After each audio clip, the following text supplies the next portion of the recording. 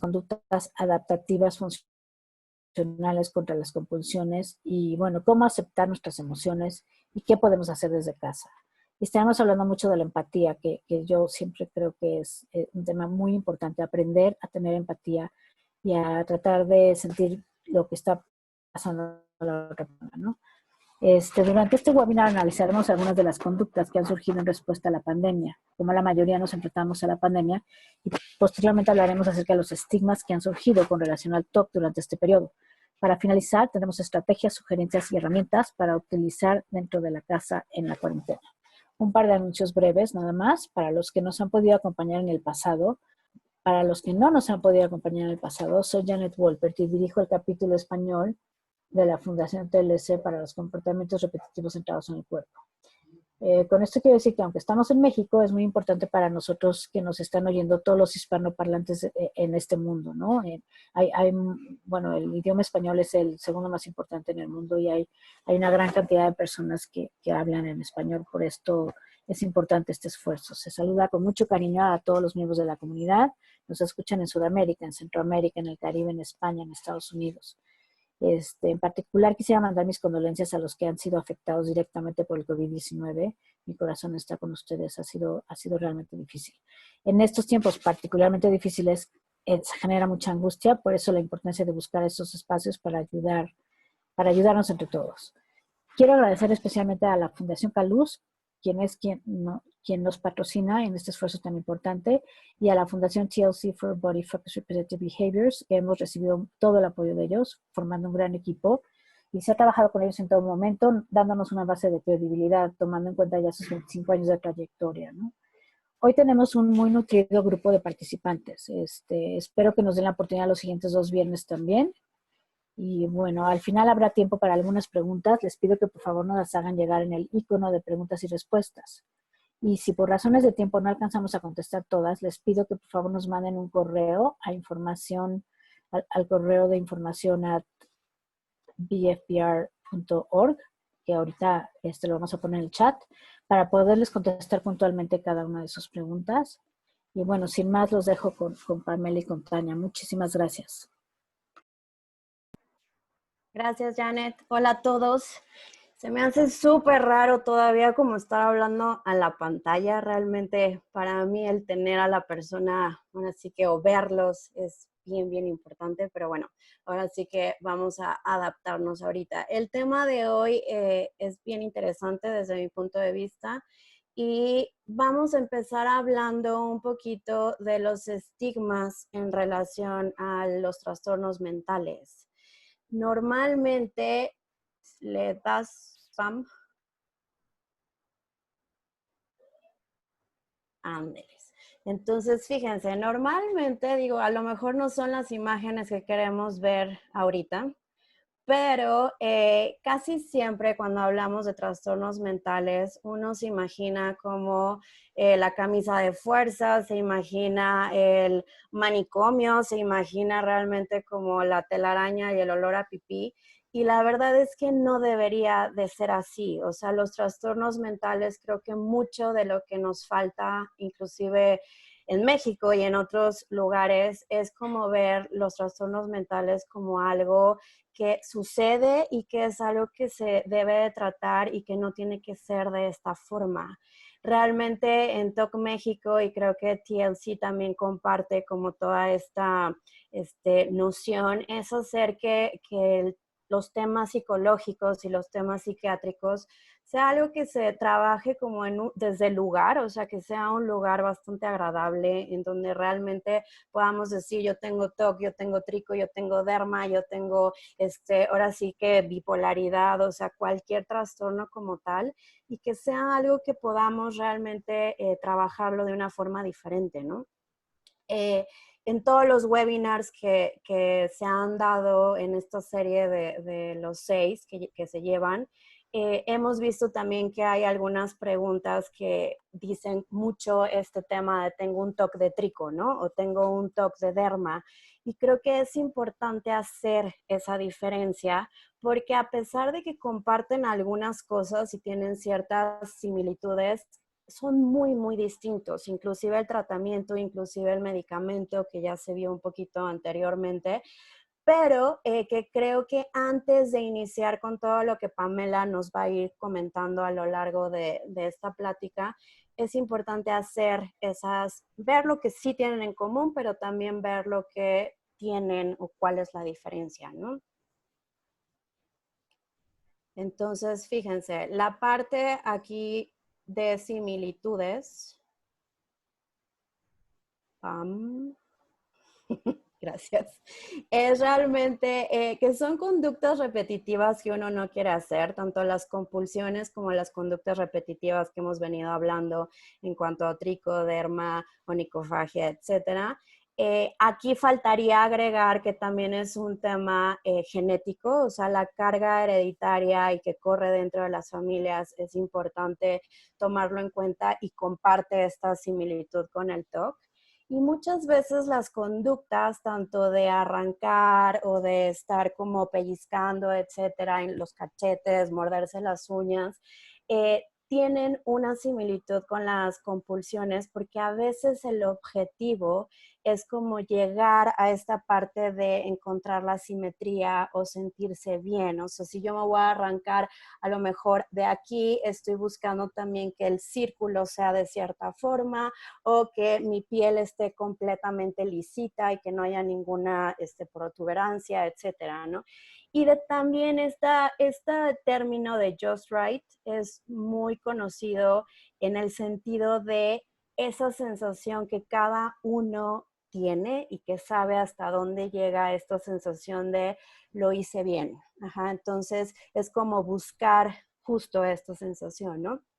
Y que también los rituales, tanto en las conductas repetitivas como en el TOC, pueden ocurrir en respuesta a pensamientos irracionales o creencias, que eso lo vamos a ir viendo más adelante, pero ahora sí me gustaría meterme en las diferencias que son más y que obviamente puede haber comorbilidad, o sea, podemos tener conductas repetitivas centradas en el cuerpo y TOC, y que esto nos los va a platicar un poquito Pam más adelante. Pero, por ejemplo, en las personas con TOC no disfrutan sus rituales. No es como me encanta lavarme las manos o me encanta acomodar. Eso es algo que también vamos a ver en relación a los mitos. No es algo que se disfrute, más bien es algo que uno lo lleva a cabo con muchísima ansiedad, muchísima incomodidad. Me puedo llegar hasta lastimar en ciertos rituales, pero no es algo que uno tenga como esa gratificación. En las conductas repetitivas sí hay una cierta gratificación y lo que no les gusta claramente es el resultado, ¿no? De esas conductas repetitivas. Ahora, en el TOC los rituales se llevan a cabo también para reducir la incomodidad o la incertidumbre que generan las obsesiones. En las conductas repetitivas sí puedo tener yo ansiedad y entonces empezar con cierta conducta, pero también se da ante el aburrimiento, alguna emoción inclusive placentera o la presencia de algo ambiental como espejos o cuando voy manejando o ciertas cosas que ya hemos comentado anteriormente, ¿no? En el TOC también los pensamientos se centran en algo malo. Las obsesiones son muy diferentes porque hablamos a veces con el término de obsesiones de forma errónea. O sea, no es como que estoy obsesionada con tal persona o estoy obsesionada con comprar ropa. Realmente la obsesión es algo que claramente me genera ansiedad y en el TOC es como algo malo que puede suceder generando nuevamente esta incertidumbre si no realizo un ritual, ¿no? Y los pensamientos en la parte de las conductas repetitivas centradas en el cuerpo, por lo general es en arreglar algún problema percibido, ¿no? Déjenme quito esto de aquí porque no veo, ok. El tratamiento, en cuanto a tratamiento, el tratamiento de elección para el TOC es con exposición y prevención de respuesta. Ese sería como el principal, aunque lo combinamos con mindfulness y lo combinamos con terapia de aceptación y compromiso y vemos que funciona bastante bien cuando metemos esa combinación. Y en el tratamiento adecuado para las conductas repetitivas centradas en el cuerpo, sí tiene que ver con terapia cognitivo-conductual. También se mete el tema de mindfulness y de terapia de aceptación y compromiso, pero también tenemos la reversión del hábito, el tema de las respuestas competitivas y el modelo conductual integrado del COMBI, ¿no? Y también la parte de los medicamentos es un poco distinta. O sea, lo que nos hemos dado cuenta y mucho más los neuropsiquiatras es que el tratamiento para TOC no siempre funciona de manera consistente para las conductas repetitivas centradas en el cuerpo. Entonces, creo que aquí es bien, bien importante hacer esa diferencia. Claro que existe una comorbilidad y puede haber, ahora sí que tanto la presencia de TOC como de conductas repetitivas, pero como psicólogos, como pacientes, necesitamos saber que los tratamientos son diferentes hasta cierto punto, ¿no? También el medicamento. Y bueno, realmente eso es lo que me gustaría como platicarles ahorita. Yo estaré con ustedes un poquito más adelante y los dejo con Pamela. Listo. Pues justo a mí me toca empezar a diferenciar un poco lo que son las conductas adaptativas de las conductas repetitivas centradas en el cuerpo y el trastorno obsesivo compulsivo, ¿no?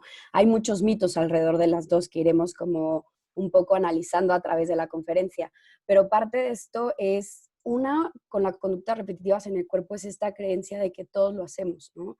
¿Cuántos de nosotros no nos sale un granito y vamos al espejo y lo pellizcamos o nos los quitamos, ¿no? Lo cubrimos con maquillaje. Generalmente, sobre todo las mujeres, estamos habituadas a estar sacando las cejas, ¿no? Son conductas que parecieran dentro de la normalidad o de los patrones que generalmente vamos haciendo. La diferencia ahí es qué pasa cuando esas conductas se vuelven algo esclavizante, ¿no? Cuando se vuelven algo que al final del día empiezan a causar hasta daño a nuestro propio cuerpo, que empiezan a alejarnos de nuestras metas, que empiezan a quitarnos tiempo de cosas como importantes en nuestra vida. Otro ejemplo, por ejemplo, es todos nos lavamos las manos, ¿no? Pero ¿qué pasa cuando ese lavado de manos se convierte en algo repetitivo, en algo que me tiene ahí por mucho tiempo, en algo que llega a lastimar inclusive mi piel, ¿no? Y que me quita me quita de hacer cosas que realmente son importantes, como asistir a una cita del trabajo, o como salir con mi pareja, o como poder estar con mis hijos, porque paso 3 horas dentro de la regadera. Esa es la línea que a veces es muy difícil como poner en claridad de cuándo es una conducta normal y una conducta adaptativa del cuerpo o del ser humano a cuando realmente ya hablamos de un trastorno como tal, ¿no? ¿Cuáles serían estas pautas? Yo creo que algo que nos podría ayudar mucho a diferenciar esto es cuando llega a esclavizarme, ya no es una conducta adaptativa. Cuando me aleja de mis metas, ya no es una conducta adaptativa. Cuando se vuelve en un deseo como irresistible que pareciera que me controla y que no puedo yo controlarlo, ahí ya no estamos hablando de una conducta adaptativa. Ahora, algunos de los mitos que hay alrededor de las conductas repetitivas centradas en el cuerpo y del TOC, ¿no? Por la parte de las conductas repetitivas centradas en el cuerpo es una, como hace rato les mencionaba, el todos jalamos el pelo, todos nos pellizcamos en algún momento, no es nada del otro mundo, que es algo que dicen mucho en los blogs, ¿no? De Trico y de Derma. ¿Qué quiere decir esto? Sí, efectivamente, todos en algún momento caemos en una de estas conductas, pero como decía hace un rato, ¿qué pasa cuando se vuelve en un deseo irresistible, en donde tengo que jalar hasta que llega un punto en donde me creo un parche en la cabeza que termina siendo pues algo bastante evidente, o que en lugar de poder salir del baño, estoy 3 horas, ¿no? Picando y como quitando los barritos y las imperfecciones hasta que llego a lastimar mi piel? Ahí es cuando ya no se vuelve algo que todos hacemos, ¿no? Otro de los mitos que va muy ligado a eso es esta parte de lo hace porque quiere, ¿no? Yo creo que nadie, ¿no? Realmente espera los resultados o desea los resultados que se tienen después de las conductas repetitivas en el cuerpo. Nadie quiere tener un parche, ¿no? A nivel, no sé, de la coronilla o a nivel de la frente. Nadie quiere quedarse sin cejas o sin pestañas. Nadie quiere llegar a lastimar tanto la parte de la piel, ¿no? Que sangre constantemente. El resultado no es algo que quieres, sino simplemente hay una parte en donde ahorita vamos a hablar más a fondo y se ha hablado en los otros webinars, ¿no? En donde hay una parte de un impulso que parecía irresistible que me lleva a jalar, que si bien en un momento o en un primer momento puedo disfrutarlo, la consecuencia no es grata, ¿no? Ahora, en cuanto al TOC, uno de los mitos más leídos y sonados del TOC es la parte de la limpieza y el orden, ¿no? ¿Cuántas veces no han escuchado la parte de que si no es ordenado, entonces no tiene TOC, ¿no? Si no se lava las manos repetidas veces, entonces no tiene TOC. Y ahí caemos en una parte en donde hay mucha ignorancia y mucha falta de información con respecto a los trastornos mentales.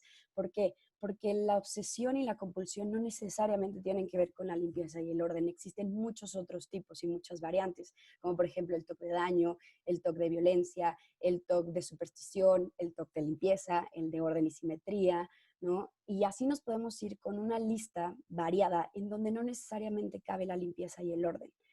Otra cuestión o mito acerca del TOC es el que lo disfrutan y les gusta. No lo disfrutan y no les gusta cuando están haciendo la compulsión. ¿Por qué? Porque es esta parte en donde se siente una esclavitud o una necesidad imperiosa de realizar de manera repetitiva ciertas conductas o ciertos pensamientos. ¿Qué es lo que pasa? Que llega un momento en donde pueden pasar 3 horas realizando una compulsión, en donde llega un momento en donde no paran porque sea suficiente, sino porque realmente están agotados de hacerlo, ¿no? Hay ejemplos de pacientes que llevan 4 horas dentro de la regadera y que realmente llorando y agotados dicen, ya no puedo más, ya no quiero, pero no puedo parar, ¿no? Entonces, no es algo que disfruten. Y en cuanto a los mitos que se conjuntan de las conductas repetitivas del cuerpo y el TOC, es que la mayoría de las personas lo hace por llamar la atención, ¿no? Cuando la investigación, cuando las mismas personas, que padecen de esto o que tienen familiares saben que no va por ahí, que realmente es algo que se sufre mucho y que la consecuencia de que esto esté presente y se manifieste, pues no rinde en cuestión de costo-beneficio con llamar la atención. La falta de fuerza de voluntad, otra cuestión, ¿no? Que está implicada en muchos de los trastornos mentales y las enfermedades mentales. Aquí no podemos hablar de fuerza de voluntad porque en realidad no se trata de echarle ganitas. Cada trastorno mental implica una complejidad de situaciones, de circunstancias, de elementos biológicos, de elementos de aprendizaje que no solamente funcionan o se quitan por echarle ganas. Y el último mito, bueno, dentro de los que estamos mencionando, es lo puede tratar cualquier psicólogo. Si bien justo hay psicólogos muy preparados para un sinfín de trastornos, en el caso específico del trastorno obsesivo compulsivo y de las conductas repetitivas centradas en el cuerpo, necesitamos que los profesionistas de salud que lo atiendan sean especializados en el tema. ¿Qué quiere decir? El tratamiento es muy específico. Como lo mencionaba Tania hace un ratito, en cuanto al TOC, se necesita un tratamiento especializado en exposición y prevención de respuesta, acompañado de mindfulness y de la parte de aceptación y compromiso. Y en la parte de las conductas repetitivas centradas en el cuerpo, se necesita profesionales de salud que estén entrenados en todo el modelo de COM-B, que es lo que ahorita justo ha llevado la investigación y se ha mostrado que es el modelo que más eficacia tiene y más eficiencia, ¿no? Eso en cuanto a los mitos. Ahora, les quiero platicar un poquito de mi propia experiencia. Bueno, no me acuerdo exactamente cuándo, pero un día después de que pusieron y determinaron que íbamos a entrar en fase 3 del coronavirus, me tocó ir a dar una entrevista a Diálogos en Confianza. Cuando me invitaron estábamos en fase 2, había probabilidades de que subiera evidentemente pronto a fase 3, pero todavía no estábamos ciertos. Y el día anterior a que yo vaya al programa declaré en la fase 3. Empieza a subir la curva, ¿no?, de contagios y pues yo ya no me podía echar para atrás, ¿no? ¿Por qué les quiero platicar esto? Porque cuando yo llego, soy una persona que generalmente soy bastante despreocupada en el sentido de no estar cuidando todo, ¿no? Sin embargo, con todo esto del coronavirus, creo que a todos nos ha puesto en un estado de vigilancia, de alerta, de mucha conciencia de qué hacemos con nuestro cuerpo, de cuando salimos, qué tocamos, ¿no? En mi caso en particular, a mí no es tanto la parte de contagiarme a mí, sino el que pues, tengo personas dentro de la casa que evidentemente pues, tienen mayores factores de riesgo que yo. Entonces, cuando yo voy al programa, yo decido tomar una serie de medidas que pudieran ayudar a evitar que si hay alguna parte de contagio dentro del foro de televisión, pues no llegaran a mi casa, ¿no? Una de esas fue llevar dentro, les platico, ¿no? Abajo de la ropa que llevaba para la entrevista, por eso me ven más gordita, no porque estaba, no es cierto, pero justo llevaba una capa de ropa abajo de esa, ¿no? ¿Por qué? Porque yo dije, en cuanto salga el foro de televisión, independientemente de lo que yo había tocado, pues me quito la ropa en el coche, ¿no? Y llego a mi casa y evito que evidentemente la ropa que haya estado en contagio con lo que sea, pues pueda entrar a mi casa, ¿no? Y ser un riesgo de contaminante. Y dije, con eso creo que basta, porque me dijeron que en el programa había bastantes medidas de seguridad. ¿Qué es lo que pasa? En el momento que yo entro al foro de televisión, me ofrecen una taza de café, ¿no? Primer problema que yo no había contemplado. Porque en ese momento yo ya había ido anteriormente a este programa, ¿no? Siempre pido un café y agua porque me da sed durante el programa, son 2 horas de estar hablando. Y en el momento en que me ofrecen el café dije, no sé si lavaron bien la taza. Y no sé si la persona anterior que la tocó tenía coronavirus. O qué tal si en una de esas no tenía coronavirus y la taza es nueva, pero ahorita que la trajeron, el que me la va a servir puede ser que esté contagiado y todavía no se entere y esté asintomático.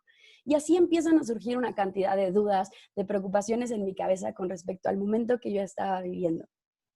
En ese momento caí en cuenta que 2 horas de programa evidentemente en algún momento iba a necesitar algo de tomar, ¿no? Y entonces les dije pues que me sirvieran, tomé el riesgo y les pedí que me sirvieran una taza de agua, ¿no? No les puedo decir lo que fue tocar esa taza de agua y pensar en que yo tenía que llevar eso a mi boca, directamente a uno de los centros de contagio más fuertes, ¿no? O sea, que es la parte justo de la saliva.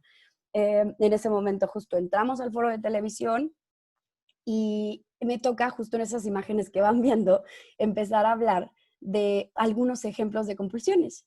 Y en ese momento yo empiezo a dar un ejemplo de qué pasa con los pacientes de limpieza cuando piensan que una taza está infectada y al agarrarla se pueden infectar y entonces mejor no quieren tomar agua y evitan esa situación y eso es una compulsión. Intenté no reírme en el programa porque exactamente el ejemplo que yo estaba poniendo era lo que me estaba pasando en ese preciso instante a mí, ¿no?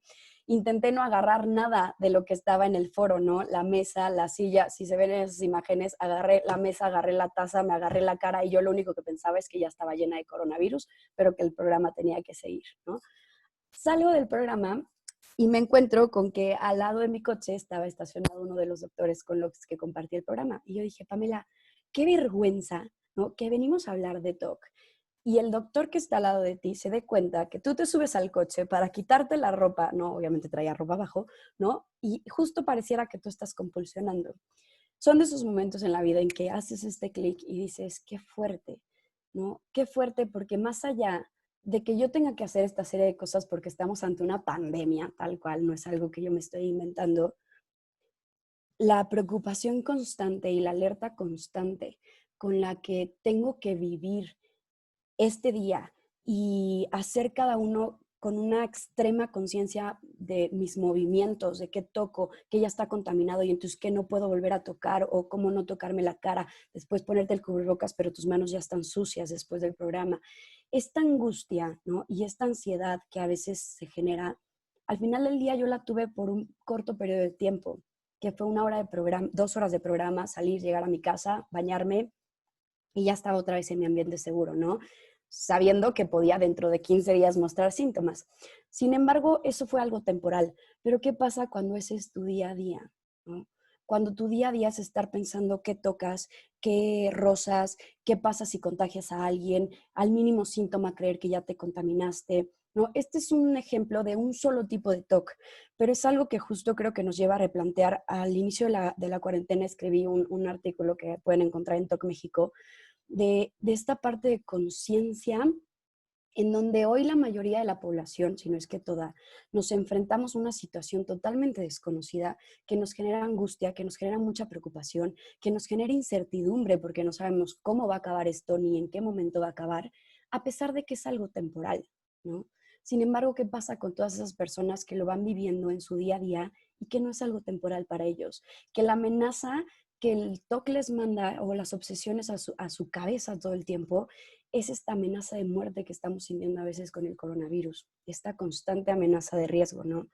¿A qué voy con todo esto? Que un poco, a partir de mi ejemplo, quiero platicarles, porque seguramente a ustedes les ha pasado el cómo esta experiencia nos lleva a salir de nosotros mismos y hacer un análisis y empezar a entender qué es lo que pasa con algunos de los trastornos mentales, qué es lo que pasa con la depresión, con el aislamiento, con la gente que está encerrada tanto tiempo, pero no por una pandemia, sino porque realmente no tiene las herramientas para salir de casa.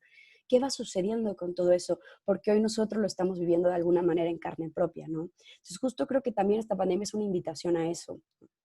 Ahora, ¿cuáles son los retos? Algunos de los retos dentro del aislamiento, ¿no? Uno, los altos niveles de ansiedad que puede producir el aislamiento, no solo a personas con trastornos mentales, sino también a cualquier persona en estos momentos. ¿Por qué? Porque nos estamos enfrentando al segundo punto, a un nivel de incertidumbre bastante alto, ¿no?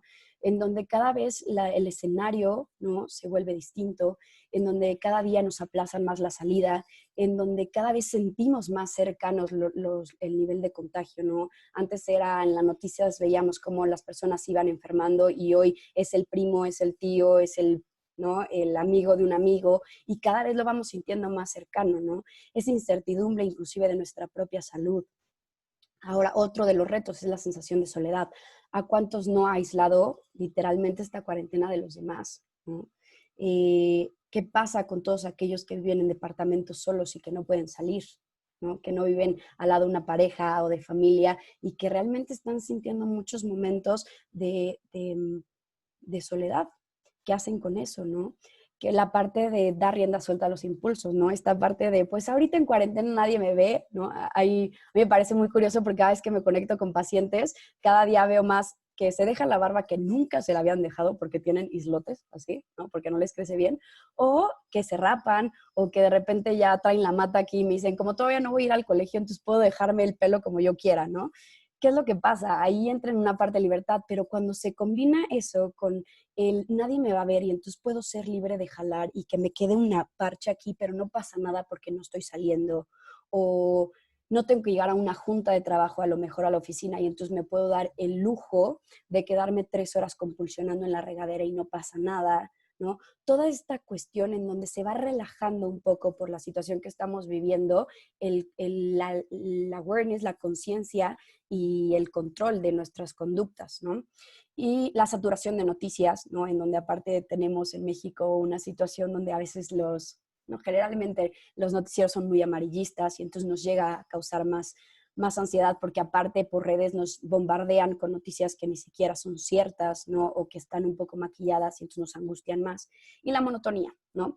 El otro día, justo un paciente me comentaba y me decía, ay, Pam, como que ya me estoy cansando, como que todos los días empiezan a parecer iguales, ¿no? Y yo me reí y le dije, empiezan, llevamos 2 meses con todos los días iguales, ¿no? ¿Qué pasa? Llega un momento donde se vuelve parte de nuestra rutina, pero hay veces que cansa. Cansa el saber que te vas a levantar a hacer exactamente lo mismo sin ninguna variable y que no sabes cuánto tiempo va a durar esto. Esos son algunos de los retos a los que nos estamos enfrentando. ¿Qué pasa y qué es lo que tenemos que hacer? Aquí vuelvo a poner el título de la conferencia porque me parece muy interesante, que se llama Aceptando nuestras emociones, cambiando nuestros paradigmas y generando empatía, ¿no? Ahí les puse, son gerundios, ¿no? ¿Qué son estos verbos? ¿Qué es lo que hacen los verbos? Es llamarnos a la acción, ¿no? ¿Qué hacer en cuanto a los retos del aislamiento y a lo que han estado hablando durante todos los webinars y a lo que sentimos? Es momento de tomar acción, porque no podemos quedarnos pasivos, ¿no? Este tomar acción se da de una manera conjunta, ¿no? En un aceptar, en un cambiar y en un generar, ¿no? Eso es lo que nos lleva realmente a poder, ¿no?, pasar dentro de lo mejor que cabe la cuarentena y salir victoriosos independientemente de los obstáculos que nos ponga. ¿Cómo se da esto? Les voy a ir explicando paso a paso, ¿no? Primer punto, aceptar nuestras emociones. Hay una parte en donde en muchos momentos se manejó en terapia el poder tolerar estas emociones que se viven como negativas, en donde la tristeza, el enojo, la ansiedad, el malestar son vistas como algo malo, ¿no? Sin embargo, a través de los años, a través de lo que se ha visto, pues evidentemente hay una evidencia que nos respalda desde tiempos atrás en donde esas emociones sirven para algo, en donde esas emociones tienen una función y por lo tanto al estar en tu cuerpo no solamente las tiene por algo, sino está diseñado para poder procesarlas y para poder manejarlas, ¿no? ¿Cuál es la diferencia entre tolerar y aceptar, ¿no? Esta tolerancia a veces suena como a resignación, como decir, pues voy a tolerar el sentirme enojada, voy a tolerar el sentirme triste, ¿no? Cuando en realidad parte de lo que estamos llamados, ¿no?, como parte o la sugerencia para una mejora es aceptar las emociones, ¿no? Es poder decir, sí, estoy sintiendo tristeza, ¿no? Y en ese momento la identifico, la acepto y voy a elegir qué hago con esa tristeza, ¿no? Cómo esa tristeza me va a encaminar hacia lo que quiero o cómo en ese momento voy a ser compasiva con mi tristeza. Esa es la parte de aceptar, el poder identificarlas y al mismo tiempo ser compasivo con lo que yo voy sintiendo. Hace un rato hablábamos de la empatía hacia el otro, pero ¿qué pasa con esa compasión propia de lo que yo voy sintiendo y de lo que me hace vivir esta cuarentena, ¿no? El otro día justo veía una de las imágenes que están circulando algunos psicólogos infantiles para ayudar a los niños en esta cuarentena, y ya era una imagen de unas paletas heladas, ¿no? Y decía, describe, ¿no?, las emociones como una paleta helada, como que en algún momento se va a derretir y se va a ir, ¿no? Pero mientras ahí va a estar. O como esta parte de poder ponerle este apellido a nuestra emoción de por ahora, ¿no? Y entonces esta parte de decir, estoy triste por ahora, ¿y qué voy a decidir hacer con eso? ¿No? Estoy enojado por ahora, ¿no? Por este momento, pero eso no quiere decir que vaya a ser para siempre. Y entendiendo que es por un momento, puedo darle cabida a esa emoción en este momento de mi vida, ¿no? Y la última parte, que es la más importante, es la de elegir nuestras metas, ¿no? Yo les decía a veces, ¿qué pasa cuando te sientes nervioso y tienes que ir a una entrevista de trabajo? Pues tienes de dos opciones. Una, te quedas en tu casa y no sales, o vas por esa entrevista de trabajo, de ese trabajo soñado que a lo mejor querías, ¿no? Independientemente de esa ansiedad o independientemente de ese nervio, ¿no?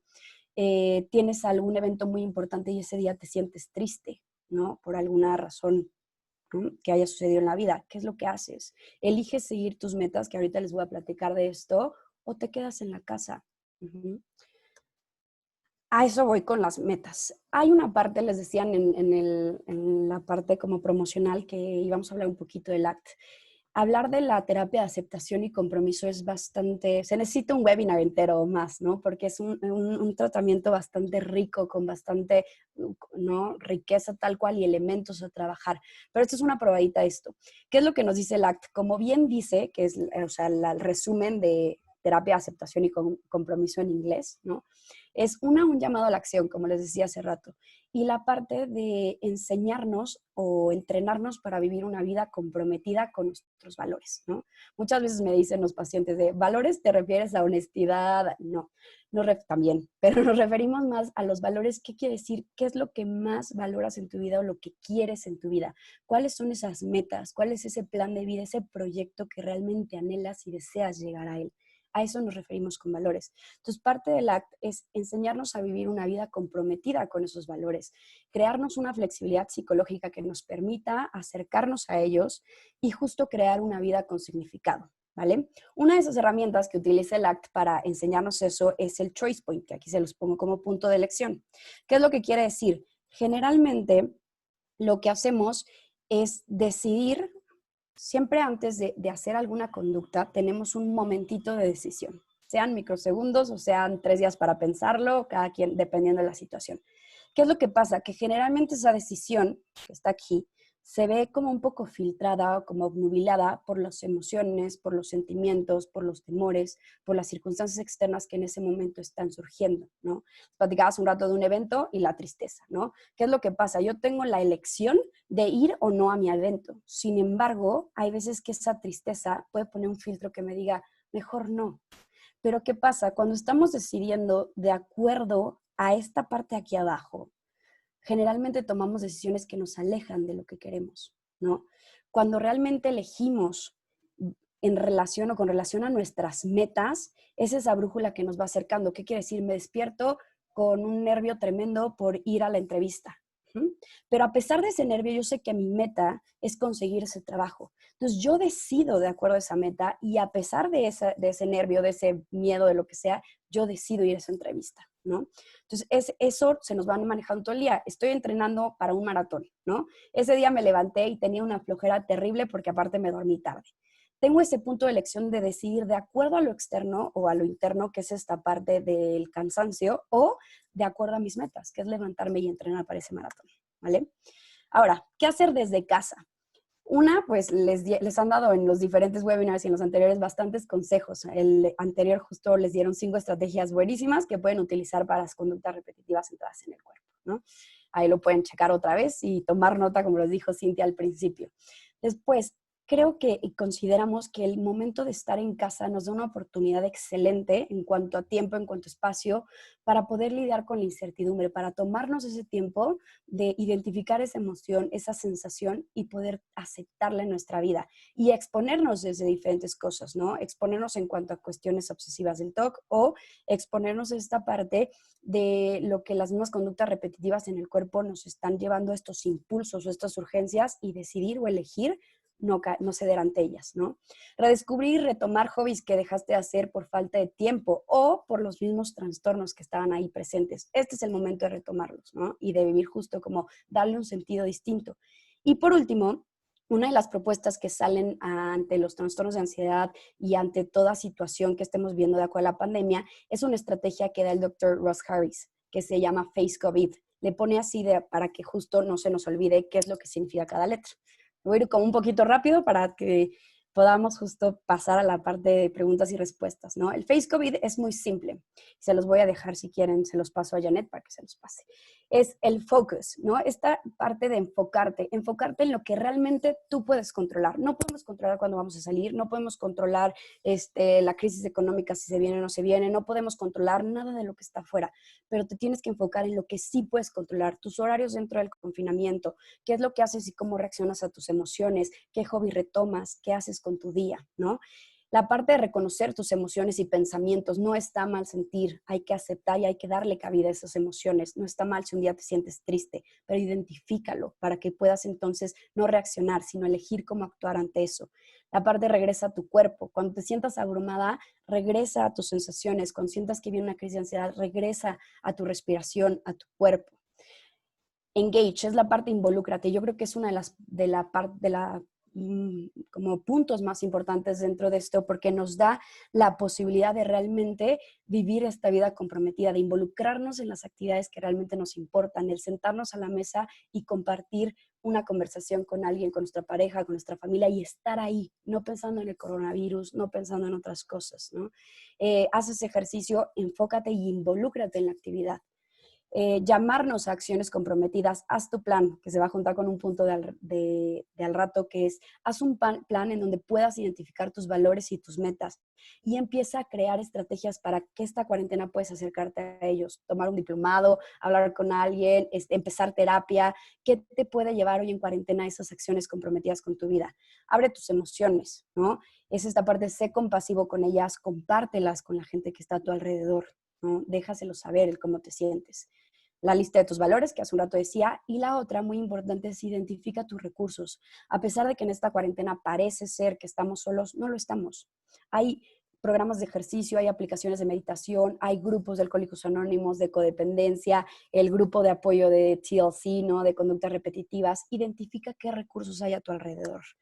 Y por último, desinféctate y toma distancia. Viene de dos maneras, literal y simbólica. Literal es sigue las recomendaciones de la OMS, pero hasta ahí. No vayas a hacer una conducta compulsiva a través de la desinfección. Y la otra es toma distancia del exceso de noticias, de redes que a veces te puedan afectar, de Twitter que realmente te pueda angustiar. Toma distancia de todo eso, ¿no? Hay una frase justo que aquí Tania la puso, ¿no? Que dice, no puedes detener las olas, pero puedes aprender a surfear. Seguramente las has escuchado, ¿no? No podemos saber en qué momentos la vida la vida viene, ¿no? Como en estas olas. Y parte de lo que nos llama todo esto es aprender a poder lidiar con esto, a poder elegir cómo reaccionamos y aprender a surfear y a disfrutar ese momento de la medida de lo posible. Y por último, creo que es la oportunidad perfecta para que te vuelvas experto en tu problemática. ¿Cómo? Leyendo libros, artículos, no de manera compulsiva para todos los talks que están por ahí atrás de la pantalla, ¿no? Pero sí en esta parte de informarte de manera adecuada. Aquí les dejamos algunos libros, las páginas ahora sí que de las dos fundaciones y de TOC, para que realmente puedan leer e informarse. Este es el momento de conocer más acerca de lo que te está pasando. Y pues muchas gracias y no sé si tengan alguna pregunta. Muchas gracias a todos. Voy a pasar a preguntar a pasarle a Pamela y a Tania las preguntas que vamos teniendo por aquí. Vi algunas en el chat. Ahorita voy a contestar las del Q&A y me paso al chat para ver las que vi allá. Perdón, no voy a contestar, voy a mandárselas. La primera pregunta dice, ¿cuál es la diferencia entre el ser consciente de los pensamientos obsesivos en modo mindfulness y ser consciente que tengo un pensamiento obsesivo cuando estoy teniendo muchos pensamientos obsesivos y compulsivos mentalmente? Hiperreflexividad. Ok. Me la aviento yo si quieren esa respuesta. Creo que la pregunta tiene ahora sí que tiempo para aventarnos 2 horas, pero haciéndola más cortita. Una cosa es hacerle espacio a cualquier pensamiento, desde obsesiones, desde pensamientos catastróficos, y dejar que ese pensamiento nos acompañe y que esté ahí mientras yo hago algo que es importante para mí. O sea, yo puedo estar ahorita dando un webinar y a lo mejor puedo estar teniendo un bombardeo de obsesiones, y a lo mejor la obsesión es que mi café tiene veneno, o a lo mejor la obsesión es que agarré algo que mi hijo tocó y que a lo mejor puede estar contaminado, o la que quieran. Y si me engancho en esa compulsión y en ese pensamiento, me voy a alejar de lo que es importante para mí en este instante, que es el webinar. Entonces, estar mindful con la parte obsesiva tiene también que ver con la parte de ACT, y es poder darle espacio continuando con las actividades que son importantes para mí. Si yo me engancho con el pensamiento, estoy entonces teniendo compulsiones, tanto mentales, de evitación o físicas. Espero haya contestado. Ok, muchas gracias, Tania. Tengo una pregunta aquí que me parece a mí muy interesante, y yo comparto la pregunta con la persona que la hizo. ¿Cómo controlas la comida cuando hay ansiedad? Justo, yo creo que sería regresar como un poco a esos 3 puntos, ¿no? De identificar, aceptar y elegir nuestras metas, ¿no? ¿Qué quiere decir esto? Primero, identificar que estás ansioso, que creo que eso ya lo identificaste, ¿no? Pero la segunda es identificar qué estás haciendo con esa ansiedad, ¿no? Si no le estás dando como estrategias para que puedas ir manejando esta ansiedad, pues evidentemente esta se va a ir como a conductas que realmente no te acerquen a tus metas. Existen muchas maneras de poder como lidiar con la ansiedad. No sé si estés haciendo ejercicio, puedes meditar, involucrarte en actividades que disfrutes, hacer mandalas, pintar, dibujar. Yo creo que más bien aquí sería empezar a encontrar cosas que puedas disfrutar, que puedas involucrarte en ellas, y que entonces eso a consecuencia pueda ir ayudándote a lidiar mejor con la ansiedad, ¿no?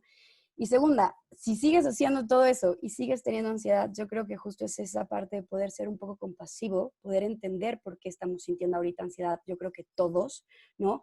Pero no por eso dejar de elegir tus metas, ¿no? Y entonces, ¿cuál sería tu meta con respecto a tu salud o a la parte del alimento, a todo esto, y elegir de acuerdo a eso independientemente de lo que estés sintiendo? Ok, muchas gracias. Déjenme pasarme al chat en donde había yo visto un par de preguntas muy interesantes. Denme un momentito. ¿Cuál es la etiología de estos trastornos? Ok, de las conductas, bueno, las dos, tanto el TOC como las conductas repetitivas centradas en el cuerpo, tienen ahora sí que un tema ahí genético. Y en el webinar de la doctora Denise y también en el del doctor Alonso vienen muy bien explicada como toda la etiología de las conductas repetitivas centradas en el cuerpo. De la parte de TOC hay dos, o sea, también es la parte biológica, que tiene que ver un poco con esto de la recaptura de la serotonina, y con la parte como funcional de las estructuras cerebrales, que esa parte le tocaría un poco a los neuropsiquiatras, y que se puede ahora sí que manejar bastante bien con antidepresivos, no con ansiolíticos, pero sí con antidepresivos. Y la parte que nos toca a nosotros, que es como las causas de aprendizaje, no es que uno aprenda a tener TOC, no funciona de esa forma, pero sí se refuerzan las compulsiones. O sea, sí hay un reforzador de cierta forma negativo, porque no es algo que aporte, más bien aporta, pero a incrementar el tema del TOC. Pero es como cuando alguien siente ansiedad y se fuma un cigarro, o sea, la ansiedad disminuye. Entonces yo voy a ir enseñándole a mi cerebro a que de una u otra forma, sin meterme a todo el rollo de las adicciones, más bien voy a hacer esta asociación de que el cigarro me relaja, ¿no? Entonces voy a ir haciéndolo con mayor repetición, eventualmente van a incrementar también, ahora sí que las compulsiones. y por eso decimos que las compulsiones es un poco como plaga. Entonces, todo el tratamiento está dirigido a romper ese círculo vicioso y a tener como otros aprendizajes y a hacer justamente otras redes neuronales y caminitos, conexiones neuronales en cuanto a la ansiedad y el miedo. Muy bien, muchas gracias, Tania. Tengo un par de preguntas, un par de preguntas más. En el caso del ejemplo de lavado de manos, ¿se trata de TOC o de CRCC? ¿O de igual forma tiene que ver con los pensamientos?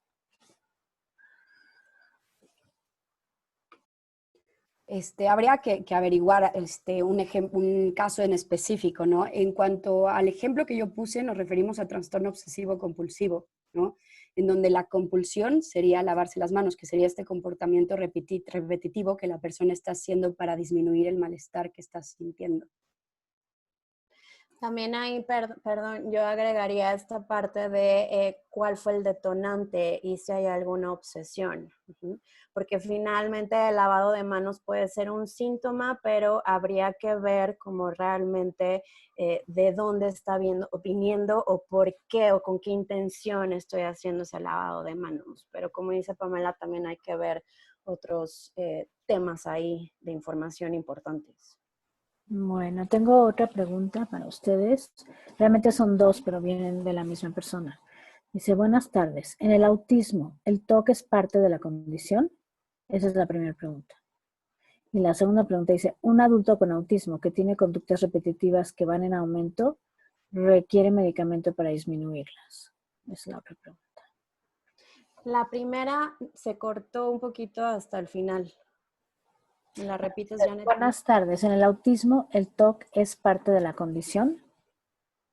Ok. Y la otra era de un adulto con... Ok.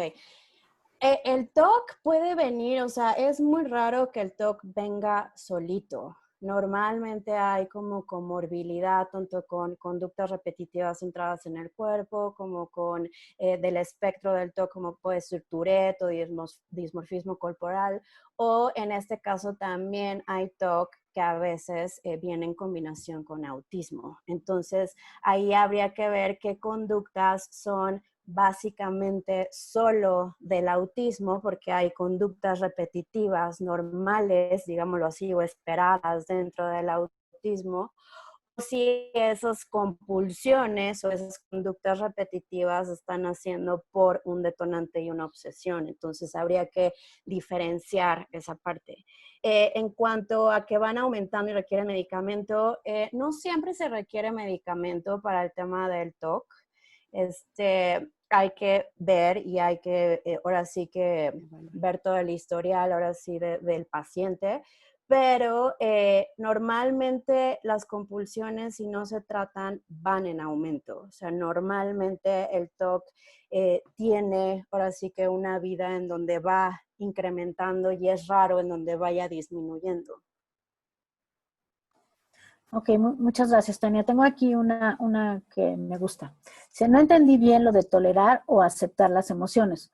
¿Pueden volverlo a explicar, por favor? ¿Se toleran o se aceptan? Okay.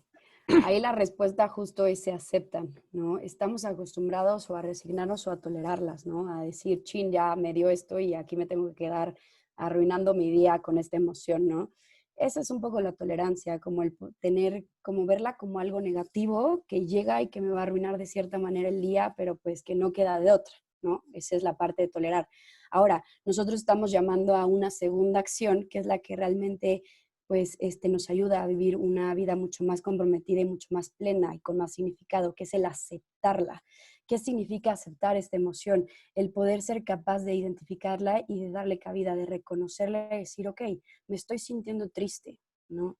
Hay algún motivo por el que me estoy sintiendo triste que yo puedo como darle esa cabida a esa emoción, ese poder que me acompañe en el día, pero sin que me arruine el día y seguir haciendo las cosas que realmente me importan, ¿no? Es como poder ser, como vernos, ¿no? De manera compasiva desde otro ángulo, como cuando acompañamos a un amigo en una tristeza o cuando acompañamos a alguien en un momento de enojo y poder ver con esa misma mirada esa emoción, decir, ok, aquí está, voy a ser compasivo con esa emoción, o sea, no me voy a enojar porque está ahí y voy a seguir con lo que estaba haciendo, dirigiéndome hacia lo que realmente quiero. No sé si queda un poquito más clara ahí. Me gusta lo que mencionas y me recuerda lo que dijiste de que la empatía, esta que yo siempre estoy pregonando, que hay que ponerse en los zapatos de los demás, pero me gustó mucho lo que dijiste, hay que tener empatía con uno mismo primero también. Hasta para poder entender la empatía pues hay que ser empático con uno mismo y ahora sí que aceptarse y, y tratar de ir desde este punto de uno mismo, ¿no? Pero bueno, no sé.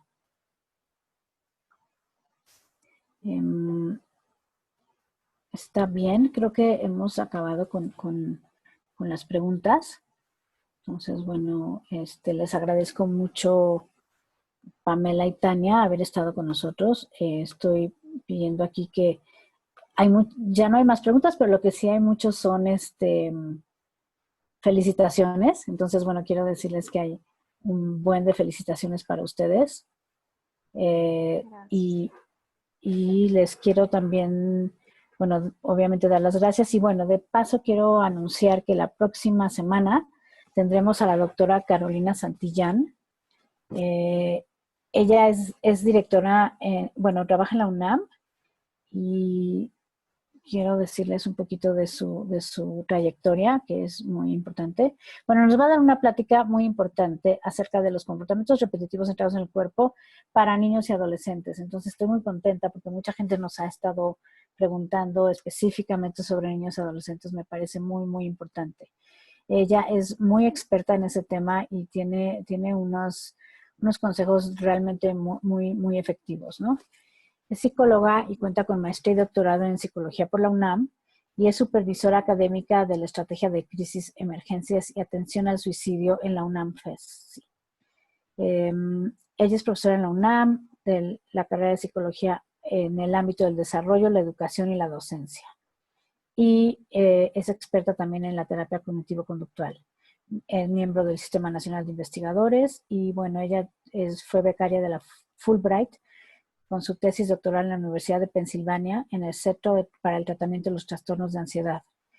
Coordina el Diplomado de Trastornos de la Ansiedad, Espectro Obsesivo y Trauma en la UNAM de Iztacala.